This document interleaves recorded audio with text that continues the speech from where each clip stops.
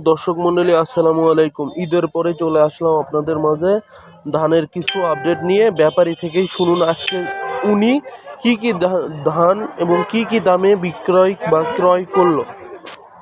আসসালামু আলাইকুম। ওয়ালাইকুম সালাম। আঙ্কেল, আপনার নামটা কি? আমার নাম মোহাম্মদ জয়নাল আবেদিন। আপনি আজকে কি ধান কিনলেন উমুদ্দিকি বাজারে? কাটারি কিনলাম, তারপরে মিনিকেট কিনলাম। তো কাটারি কি দামে ক্রয়? 1400 1400 থেকে থেকে 1500 টাকা। 1500 টাকা পর্যন্ত। এবং মিনিকেট কি দাম কিনলেন? 1300, 20, 30, 1250। 1250, 1300 এরকম 20 কিনছেন।